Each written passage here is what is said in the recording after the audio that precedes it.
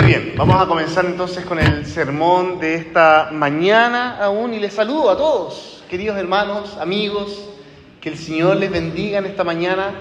Siempre es una alegría tener un tiempo para reposar la mente, reposar el corazón y escuchar la voz de Dios, ¿no? ¿Qué es lo que el Señor nos quiere hablar en esta mañana? Mediodía de domingo 26 de julio. Este es el cuarto domingo en este hermoso lugar. ¿Les gusta? Lindo este edificio, ¿cierto? De la iglesia de San Pablo que nos cobija tan amorosamente. Y también es el cuarto domingo de una serie de predicaciones que hemos estado realizando que lleva por título Más allá del matrimonio. Más allá del matrimonio, que ha sido una breve serie temática que precisamente hoy día finaliza y que nos ha permitido profundizar en el enfoque bíblico del matrimonio. Por ahí estábamos, me acuerdo, a finales del año pasado con Carlos, con Equipo Astral, y dijimos, oye, tenemos que poner una serie de matrimonio. Y ahí la pusimos justo para este mes de invierno, de julio, ¿no? Y mi oración es que a partir de este enfoque bíblico del matrimonio, nuestra iglesia, la iglesia anglicana en Valparaíso, podamos tomar toda esta información, todo lo que hemos escuchado, todo lo que hemos estudiado, y que por un lado podamos cuestionar, ¿no? Cuestionar nuestra manera de vivir, confrontando lo que el mundo entiende, cómo vive, cómo sufre el matrimonio, a cómo el Señor ve el matrimonio. Porque escucha esto, y lo hemos repetido a lo largo de esta serie, los últimos 3-4 semanas, hemos dicho, ¿no? Que el matrimonio no se trata de un hombre y una mujer solamente, sino de manera más específica y profunda, se trata de Cristo y su iglesia. Es el Evangelio el que define nuestra manera de vivir, de relacionarnos, de promover, defender y honrar el matrimonio bíblico. Así que en esto estamos, queridos hermanos, pero quiero comenzar este sermón poniendo una imagen. Imagínate que volvemos al Cerro Playa Ancha. ¿A quién le gusta el Cerro Playa Ancha? A mí. Somos poquitos, los playanchinos, muy bien. Bueno, cerro maravilloso. Y si tú vas por el borde costero, pasando las playas torpederas, te vas a enfrentar con un faro. El faro Punta Ángeles. ¿Lo conocen? ¿Conocen ahí el famoso faro Punta Ángeles? ¿Saben qué año se construyó el faro Punta Ángeles? En 1838, 37 se empezó a diseñar, pero 38 encendió por primera vez su luz. Imagínate, o sea, lleva casi 200 años de historia ese faro ahí en Playa Ancha. Primero estaba un poquito más acá, después se mudó, pero estaba ahí en Playa Ancha. Y hasta el día de hoy sigue iluminando, ¿no? En las noches, de repente uno ve y se ilumina. Sin falta. Incluso cuando se corta la luz, cuando hay temporales, el faro sigue funcionando con su generador, con sus baterías. Nada lo para el faro. Incluso esta luz del faro alcanza 32 millas náuticas mar adentro. ¿Cuánto es eso? Como 60 kilómetros adentro, en alta mar, se distingue el faro. Ahí está Valparaíso. Incluso eso es mucho más lejos de lo que nosotros con nuestra propia vista podemos ver, ¿no? Piensa en un barco que va llegando de noche a Valparaíso, sin ver aún las luces, los cerros, ve esa luz titilando, ¿no? Y dice, allá está, ese es el puerto principal a donde quiero llegar. El faro no espera que el barco venga para brillar, ¿no? Siempre está brillando, siempre está alumbrando. Y uno podría decir, pero ya hoy en día con el GPS, con la tecnología, los faros pasan de moda, ¿no? Perfectamente lo voy a pensar. Pero ¿qué pasa si los satélites fallan? ¿Qué pasa si hay un hackeo o lo que sea? El faro se mantiene. Sigue funcionando de manera autónomamente. Y esto es lo que quiero remarcar en este último sermón del matrimonio. Escucha bien. El faro guía a los barcos para llegar a destino muestra cuál es el camino seguro. Pero el faro no es el fin en sí mismo. Apunta a algo más importante, ¿no? Hoy día, queridos hermanos, queremos profundizar en esta idea de que el matrimonio es muy similar a un faro. Es esa luz que alumbra, que apunta a algo más importante. El título de hoy es que el matrimonio va más allá del planeta, porque apunta, señala el glorioso y eterno amor de Dios. Piénsalo bien. El matrimonio, en su plenitud, vivido a la luz de la Biblia, es un faro que alumbra. Alumbra incluso más allá de lo que nuestra mente puede comprender. Pero ¿qué hacemos si se corta la luz? ¿Qué hacemos si el faro se estropea? ¿Cuánto durará el faro en alumbrar? ¿Qué riesgos corremos si es que el faro no está funcionando? Te invito a orar.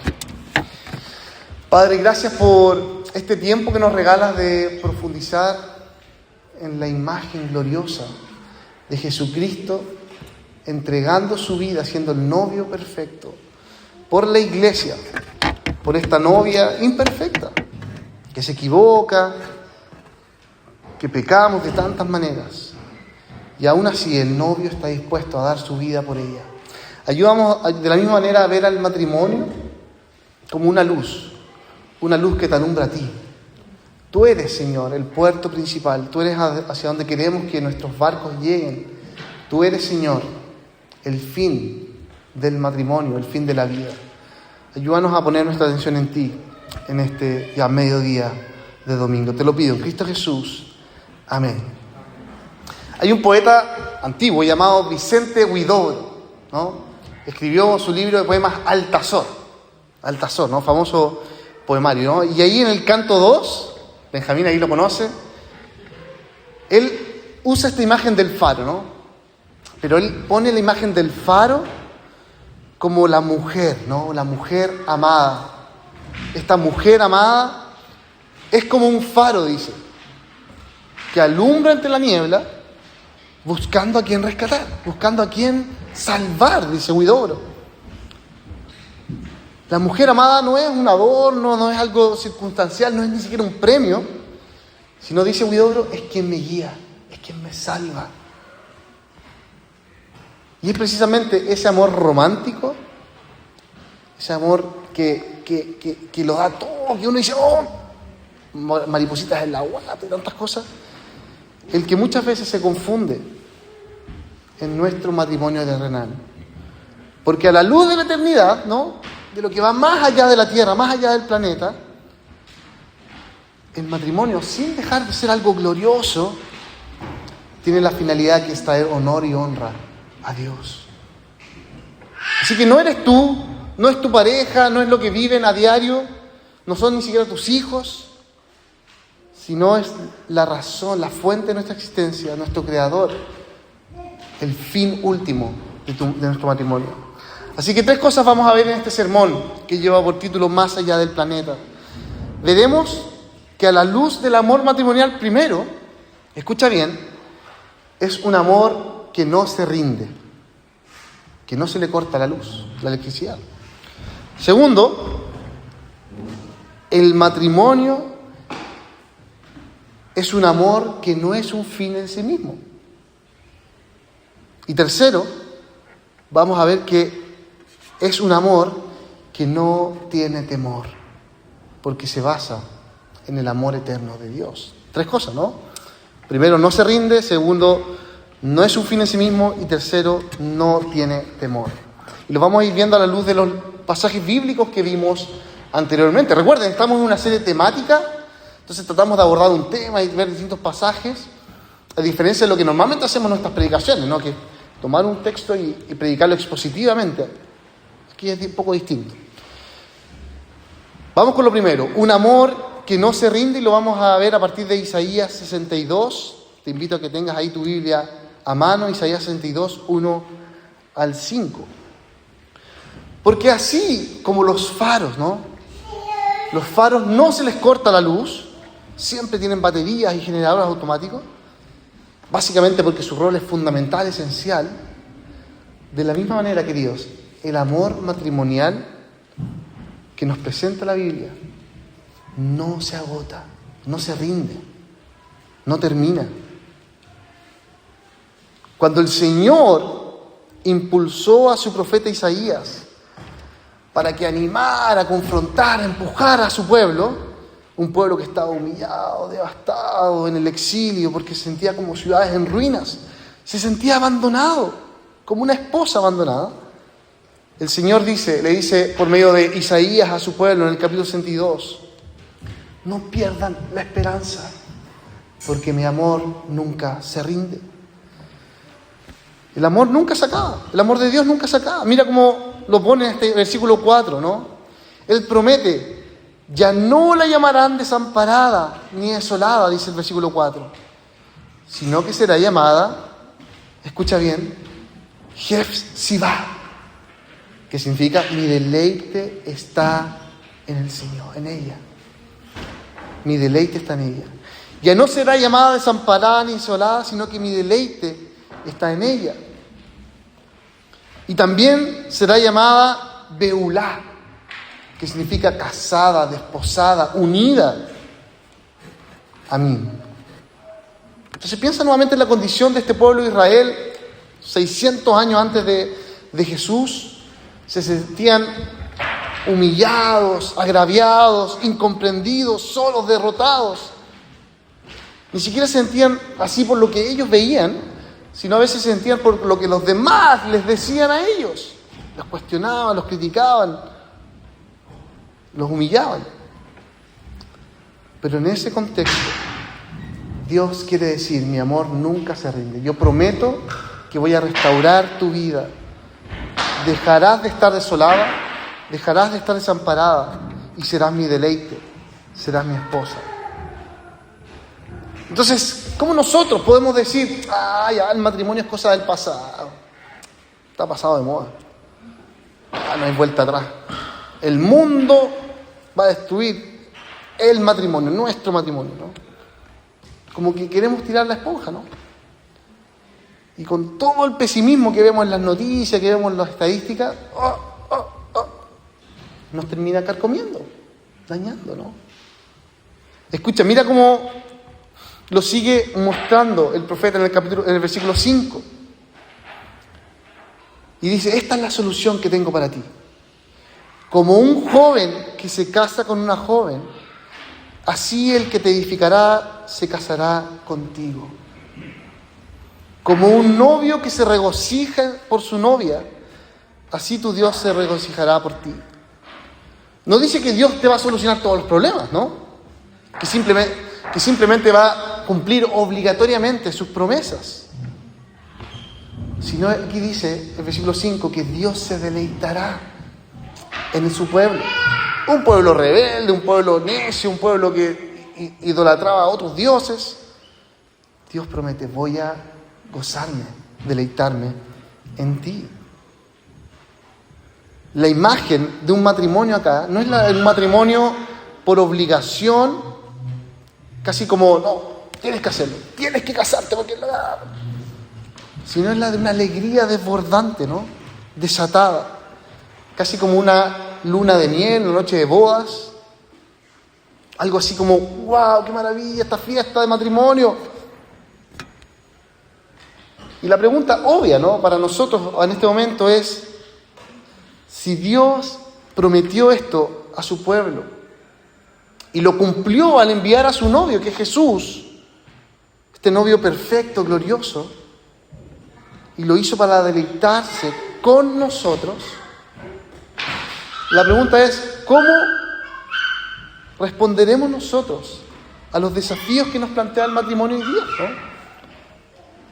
Y no solo el matrimonio, sino también la vida, las relaciones, la crianza, tus proyectos. ¿Cómo respondemos a las preguntas que el mundo levanta, ¿no?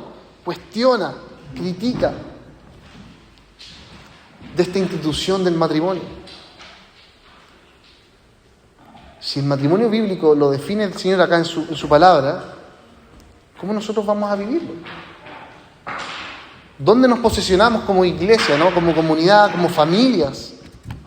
Incluso cuando el pecado, el dolor, el sufrimiento está ahí causando estragos en medio nuestro. Mira lo que dicen estas estadísticas. Según el INE, el Instituto Nacional de Estadísticas, en 2024 se celebraron en Chile 61.000 matrimonios. 61.000. El problema es que eso fue 5% menos que el año anterior. Y el año 2025, el año pasado, se redujeron a 60.000. 1.000 matrimonios menos. O sea, hay una baja de los matrimonios.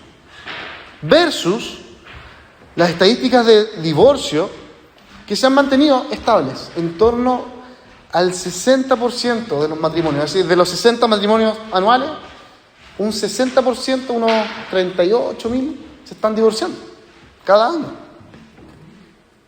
Y no es difícil entender el por qué pasa eso, ¿no? Muchas parejas, nosotros, aborrecemos el conflicto. No quiero pelear. No quiero sufrir. Y sigue habiendo mucho engaño, muchas mentiras, muchas traiciones. Si no, pregúntenle al chino y las parvularias, ¿no? Tantas cosas ahí, tanto desastre pasando, ¿no? Tanto engaño que hay alrededor nuestro. Entonces estas palabras que se pronuncian en el matrimonio serán marido y mujer para siempre. Lo que Dios ha unido, que el hombre no lo separe. Como que en realidad no tienen un peso en nuestra cultura. Y son palabras dichas ligeramente. Y es comprensible porque la verdad que muchos de nosotros crecimos viendo matrimonios quebrados, ¿no? Malos ejemplos, esas figuras maternas, paternas quebradas, dañadas, ¿no? Pero miren lo que Dios hace aquí en Isaías, en este libro, ¿no? Siendo Él, el eterno Dios, quien crea a su pueblo, quien tiene el derecho de exigir que cumplan, que sean obedientes, Él prefiere hablar del deleite, del gozo, de la fiesta, ¿no? No es un lenguaje del deber ni del cumplir, sino del gozo del Señor. Mi fortaleza es, dice Salmo. Entonces piensa en esto, el matrimonio existe para reflejar el amor de Dios. No es un tipo de amor, una clase de amor que beneficia mi situación económica, que sacia mis carencias emocionales o mis pasiones sexuales, sino es la clase de amor de un Dios que ya se goza en nosotros. Uno que ha decidido deleitarse en ti, independiente de lo que hayas hecho. Aún en medio del pecado, del dolor, Dios quiere celebrar contigo. Un autor que me gusta, John Piper, dice que Dios diseñó el gozo del esposo por la esposa como un eco deliberado, no accidental, de su propio gozo por su pueblo. Una celebración, una alegría, ¿no? Un placer. Esa es la luz del faro que debemos mostrar a nuestro alrededor, ¿no? No nos rendimos porque primero disfrutamos del gozo que Cristo nos ha dado. Así que teniendo alrededor nuestro, y no solo hoy día, sino los anteriores, los antepasados que nos han antecedido, teniendo una gran nube de testigos, dice Hebreos, despojémonos de todo el peso del pecado que fácilmente nos envuelve, esas dudas, esas críticas, esa idolatría, y corramos con paciencia la carrera que tenemos por delante. Entonces piensa en tu vida, ¿no? Si tú tienes el privilegio de estar casado, pregúntate, ¿hoy día mi matrimonio se parece más a un contrato que tengo que cumplir? ¿O al de un novio que se regocija, que celebra, que se goza con su esposo, con su esposa? Y esto no depende del sentimiento momentáneo, ¿no? Del romanticismo, sino de que están disfrutando primeramente del Dios creador de los cielos y de la tierra. Pero si tú eres alguien soltero, alguien incluso divorciado o viudo, piensa, ¿cómo Dios nos invita a disfrutar una relación íntima con Él? para que de ahí yo pueda cultivar relaciones profundas de amistad, de servicio, de amor con quienes me rodean, en tu casa, con tus amigos, con tus compañeros, ¿no? Escucha esto, el cristianismo, la fe cristiana, no es una lista de cosas que tengo que obedecer, ¿no? Sino técnicamente, cuando uno lee los evangelios y lee incluso hasta el Apocalipsis, es una fiesta de saber que Dios nos ha rescatado, nos ha regalado la vida, el perdón, y que nos da su Espíritu para llenarnos de gracia y sabiduría. Así que persevera, ¿no? No te rindas, dice el Señor por medio de Isaías. Y el segundo punto de esta ya mediodía, dice que un amor terrenal no es un fin en sí mismo. Mira lo que de alguna manera nos presenta Jesús en este pasaje de Marcos capítulo 12. El amor del matrimonio no es un fin en sí mismo. En este pasaje de Marcos 12 vemos que algo ocurre, ¿no? Hay un conflicto, se levanta una discusión. Porque si lo pensamos bien, escucha bien, cuando uno, como alguien que esté casado, se esfuerza por no rendirse, por cultivar un matrimonio fructífero, disfrutar de la relación, fácilmente podríamos perder de vista el objetivo final del matrimonio, que no es el faro en sí mismo, sino es Dios. Los amores que se esfuerzan, que son sufridos, que son con altos y bajos, como que uno tiende a guardarlos más, ¿no? Y a muchos papás que han enfrentado la enfermedad de un hijo, como que son más sobreprotectores con el hijo. Pero el desafío que nos plantea acá Jesús es a mirar más allá, al amor eterno de Dios, más allá del planeta.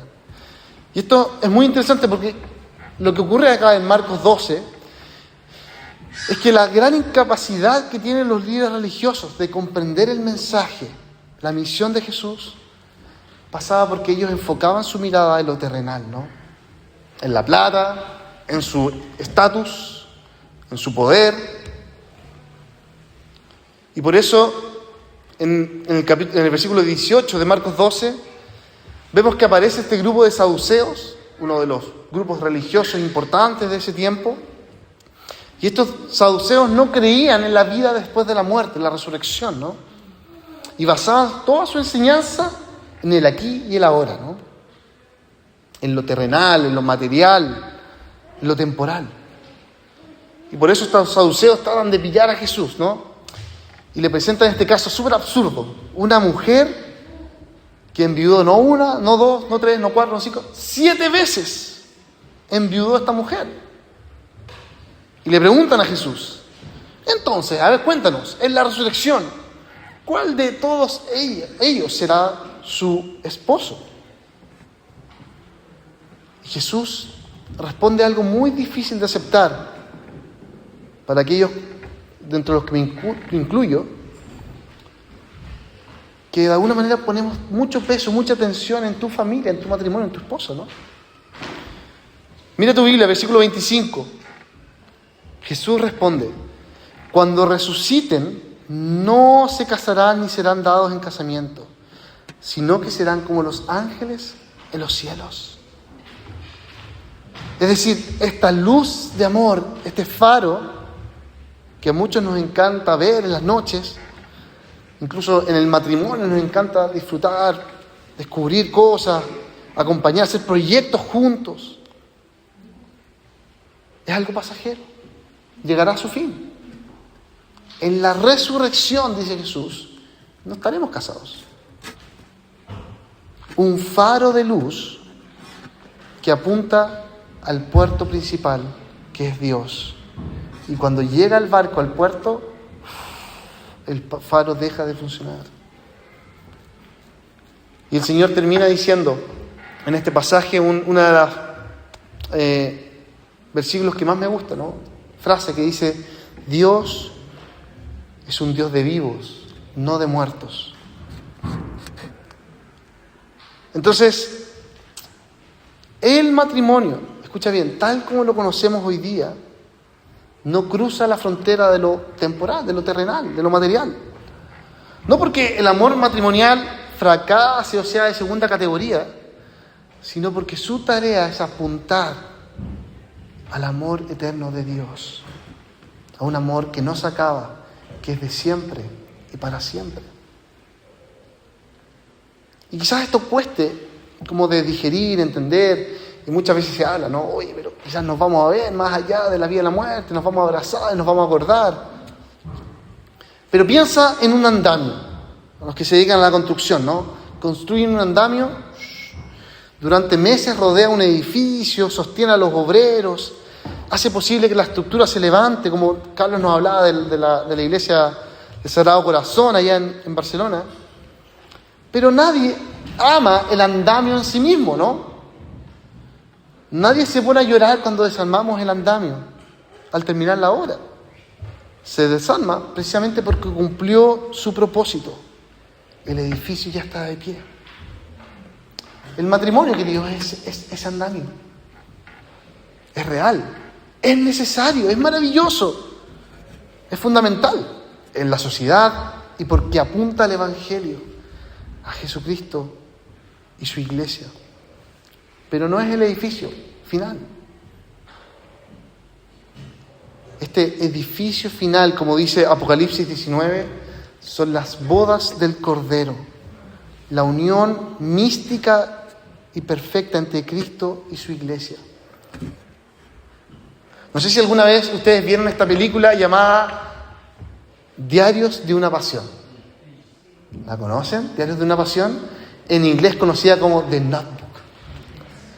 Una de las películas que ha ganado así una como de los índices de más cursi, más romántica. ¿Por qué? Perdón por ser spoiler. La película termina con los pero no, el amor llega a un nivel tan grande que la pareja experimenta la muerte juntos y mueren en un momento. Y todos quedan así como wow. Qué hermoso, ¿no? Como ese sueño romántico de decir, llegaremos hasta el final de los tiempos y moriremos juntos. Romántico. Aunque algunos no dicen, no, ¿para qué? Pero es el clímax de una imagen, ¿no? Romántica.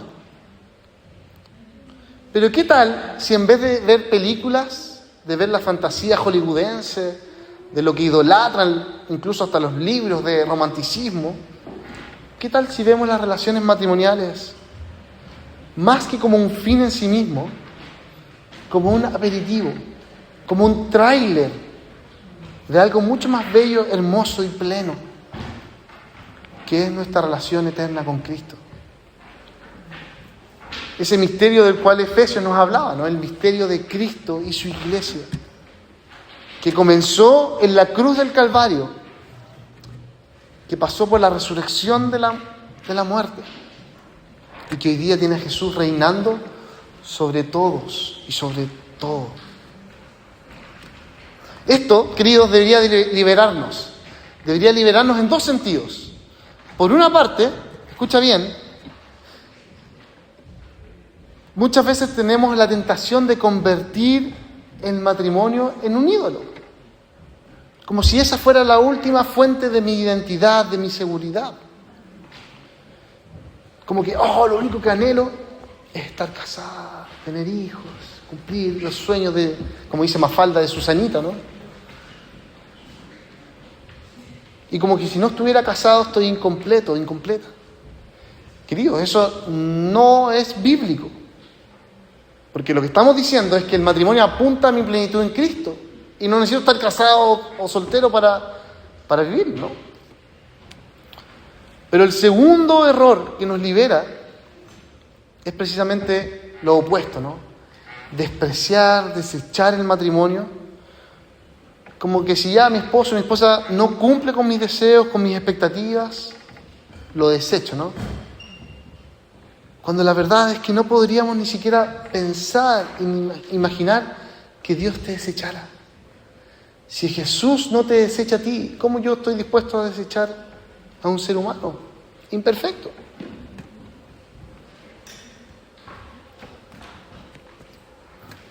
incluso podríamos decir, total, cuando muramos, no vamos a estar más casados, así que chao. Así uno podría pensar, de manera tan ligera, ¿no? Tan liviana. El problema, escuchen bien, es que esto no es el rol para el cual se construyó el faro. El faro está ahí de manera esencial para apuntar dónde está el puerto principal, para que las personas lleguen a Cristo, para quienes te rodean vean tu matrimonio y digan, ¡wow! Quiero alabar a Dios, quiero proclamar a Jesús, quiero que realmente esa fe, que ese matrimonio que ha pasado vientos y mareas, que ha enfrentado dificultades, sea también mi Dios. Por ahí alguien me dijo que estaba leyendo el libro de Ruth, ¿no? Y uno ve Ruth, una mujer maravillosa, que le dice a su nuera, ¿no? a su suegra, le dice, han muerto todos a nuestro alrededor, pero yo te seguiré. Tu Dios será mi Dios, tu pueblo será mi pueblo y estaré contigo. Imagínense ese compromiso. En cambio nosotros, acá los matrimonios, hasta nos cuesta tomar esos compromisos. Si no, tú crees lo tuyo, yo creo lo mío. No, uno está acá, tú estás allá. No, nosotros tenemos esta posición. No, pensamos distinto, pero no importa. Hay un compromiso, ¿no? Que Ruth nos desafía y que el Señor nos llama a honrar, cuidar el matrimonio, ¿no? Aun cuando no es un fin en sí mismo, apunta a Cristo. Y la pregunta es, ¿estoy yo apuntando a Cristo con mi manera de ser, con mis relaciones personales, con mi matrimonio? Bueno, y lo último que quería exponer en este sermón era que este amor no se basa en el temor. Porque es verdad, ya estamos finalizando esta serie temática del matrimonio. Próxima semana vamos a comenzar un estudio más expositivo, bíblico, de las parábolas de Jesús.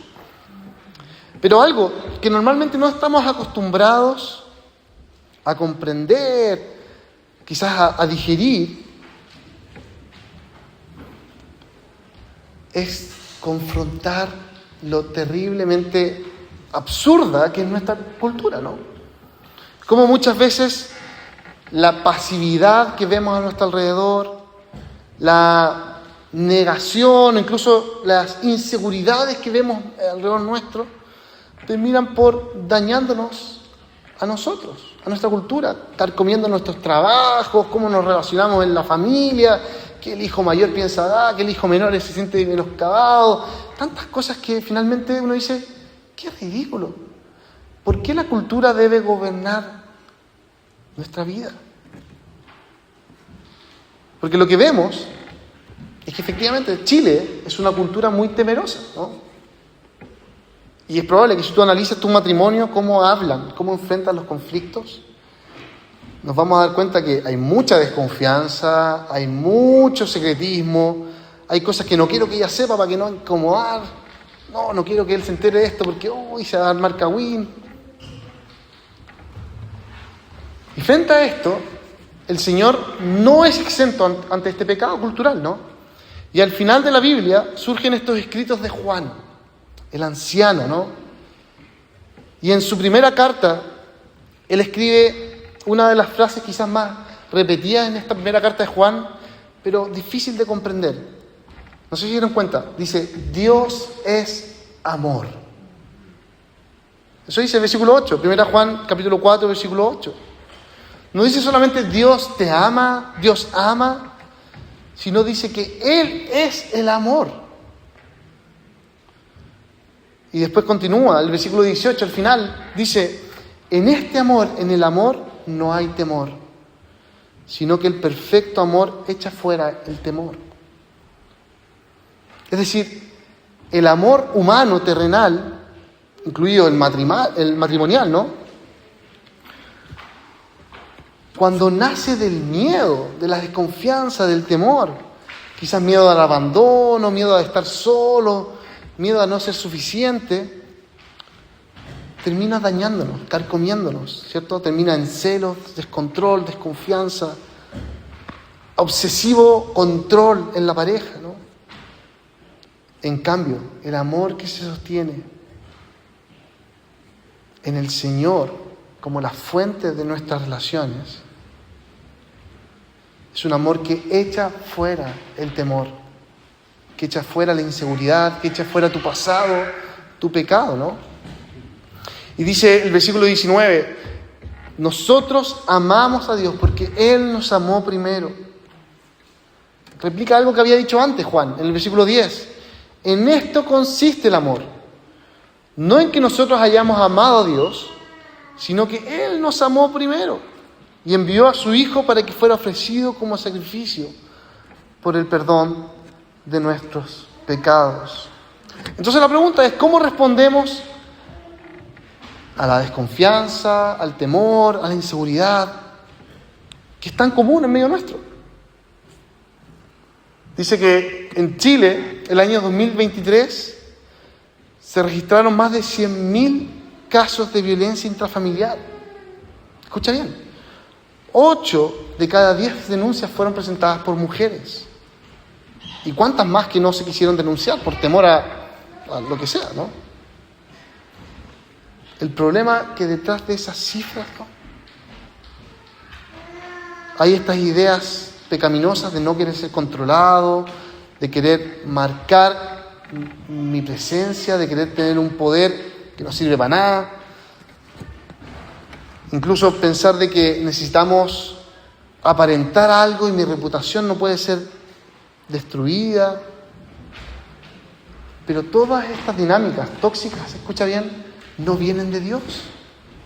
Porque de Dios viene el amor. Él es amor. Incluso piensa en la crianza. A mí me pasa mucho con mi hermoso hijo Simón, ¿no? Porque un niño se porta bien muchas veces por miedo al castigo. Pero distinto es que se porte bien por la seguridad que le da el sentirse amado incondicionalmente por sus padres. Se parecen por fuera, pero por dentro tienen una motivación muy distinta. Y lo mismo pasa en el matrimonio. Se pueden parecer,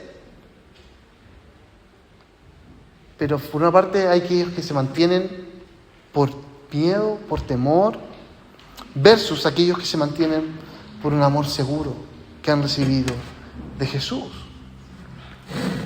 Queridos hermanos, escuchen bien, nosotros como cristianos tenemos una convicción. Aquel que realmente ha creído en Cristo, que le ha entregado su vida al Señor, tiene las herramientas de Dios para ya no vivir en el temor ni en el dolor, sino ahora vivir en el amor del Señor. El pastor John Stott dijo que el temor del cual habla el apóstol Juan acá no es una reverencia santa, sino este temor es la ansiedad de quien todavía no está seguro de ser amado. Y que esa ansiedad se disuelve solo apreciando la cruz. Así que pregúntate, ¿de dónde nace mi amor? Incluso te animo a que lo evalúes, le preguntes a tu padre, a quien está a tu lado, a tu pareja. ¿Mi amor está naciendo del temor? ¿O está naciendo de la seguridad que tengo en Dios, del Evangelio? Incluso, si alguno de nosotros, y me imagino que muchos, varios, ¿no?, dentro de los que me incluyo, hemos sido de alguna manera marcados por imágenes, por ancestros, por padres, que mostraron una imagen de miedo, de control, de temor, yo te animo a que no lo minimices, no lo debemos normalizar, sino con la fuerza que el Señor nos da, ese mismo poder que resucitó a Jesucristo de la muerte, lo puedas abrir, exponer. Ora al Señor, Señor, las imágenes que tengo, como he visto de mis papás, de mis hermanos, de mis vecinos, y veo que hay temor, hay control, hay inseguridades. No lo quiero eso para mí, porque quiero construir mi vida, mi matrimonio, desde el amor del Evangelio. Volvamos a pensar en el Faro Punta Ángeles, ¿no? Un edificio icónico, Valparaíso, pero está ahí estático, no se mueve. Permanece ahí, ¿no? A diferencia, nosotros, tú y yo, sí nos podemos mover. Nosotros somos seres racionales, ¿no? Podemos iluminar distintos lugares, distintos contextos. ¿Por qué no? Un matrimonio puede iluminar tu contexto laboral. O un matrimonio puede iluminar una familia o una vecindad. ¿Por qué no quizás tu manera de relacionarte con otros va a transformar la vida quizás de tus papás, de tus hermanos? Porque si ellos no han conocido el Evangelio, no han conocido de Jesús, lo único que anhelan es decir, wow, ¿cuál es el faro para llegar al puerto? Necesito saber cuál es la luz para llegar al puerto principal, que es Dios. Así que casados, les animo a que dejen que su matrimonio, con todas sus grietas, sean como la luz de este faro, ¿no? Un faro real, necesario, sostenido noche tras noche. Pero recuerda, no es el fin en sí mismo, ¿no? Sino señala el puerto principal, que es Dios. Y a toda la iglesia les digo, independiente si ya no estás casado, si nunca estuviste casado, el matrimonio, queridos, es maravilloso, es bueno, es necesario. Porque es una de las imágenes más presentes, tangibles, de cómo Cristo se unió con su iglesia. Un Jesús perfecto, sublime, que dio su vida para rescatar y hermosear a la novia, que es su iglesia. Así que te invito a orar. Y mi oración es que este tema del matrimonio sigamos conversándolo en nuestro diario vivir. Porque nunca acabamos de aprender. Incluso si tú no te has casado y de alguna manera dices, no, ya está, no voy a casar, tienes un rol muy importante, ¿no? De hablar la belleza del Evangelio. Y como eso lo vemos en matrimonios reales, concretos, ¿no? Oremos. Señor, gracias por tu palabra, porque nos confronta, porque nos desafía y porque nos permite, Señor, ser sinceros con la cultura que nos rodea. Vemos tanto dolor a nuestro alrededor, Señor. Tanta violencia, tanto miedos, quizás estas dinámicas tóxicas de tener poder, de querer ser valorado, inseguridades tan variadas, Señor. Y las traemos a ti en esta ya mediodía, confiando en que tú tienes el poder para transformarnos. Que el Espíritu Santo obre en nuestros corazones, que nos permita iluminar esas áreas que están escondidas, esas heridas, esos traumas, esos pasados que tal vez no lo hemos hablado, Señor. Para que tú seas, Señor, glorificado tanto en nuestras vidas como la luz que tú has puesto en nosotros pueda iluminar también a otros. Te lo pido, Señor, en Cristo Jesús. Amén. Amén. Que el Señor les bendiga. Vamos a cantar la siguiente canción. Pónganse bien.